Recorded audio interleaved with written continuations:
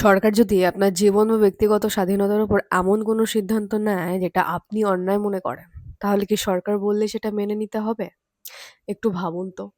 কারণ আমরা অনেকেই মনে করি রাইট টু লাইফ মানে শুধু বেঁচে থাকার অধিকার।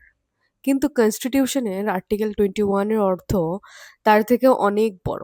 ধরুন গভর্নমেন্ট আপনার বিরুদ্ধে এমন একটা অ্যাকশন নিল যার ফলে আপনার পার্সোনাল লিবার্টি সরাসরি প্রভাবিত হচ্ছে। তখন প্রশ্ন হলো গভর্নমেন্ট কি শুধু নিজের ক্ষমতার কথা বলে সেটা করতে পারবে? একদমই না। এখানে আর্টিকেল 21 এর আসল গুরুত্ব।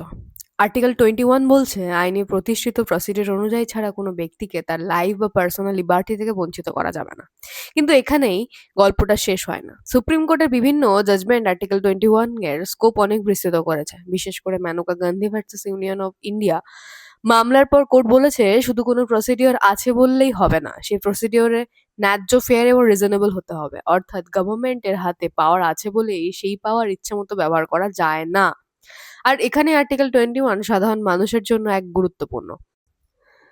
প্রাইভেসি, ডিগনিটি, পার্সোনাল লিবার্টি এবং জীবনের মান এসব নিয়েও আর্টিকেল 21 কনস্টিটিউশনের প্রোটেকশনের আলোচনা হয়েছে সুপ্রিম কোর্টে বিভিন্ন রায়ে। মানে রাইট টু লাইফ শুধু আমি বেঁচে আছি এইটুকুই নয়।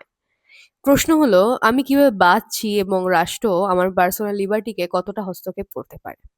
আর এই প্রশ্নের উত্তর খুঁজেছে আর্টিকেল 21 ভারতীয় কনস্টিটিউশনের অন্যতম গুরুত্বপূর্ণ আর্টিকেল হয়ে উঠেছে। পরের ভিডিওতে জানাবো ডক্টর আম্বেদকর কেন আর্টিকেল 32 কে কনস্টিটিউশনের হার্ট অ্যান্ড সোল বলেছিল। আর আপনারা ফান্ডামেন্টাল রাইটস ভাঙলে সরাসরি সুপ্রিম কোর্টে যাওয়ার সুযোগ কিভাবে তৈরি হয়। এরকম আরো লিগ্যাল ভিডিও পেতে হলে চ্যানেলটি ফলো এবং সাবস্ক্রাইব করে পাশে থাকবেন।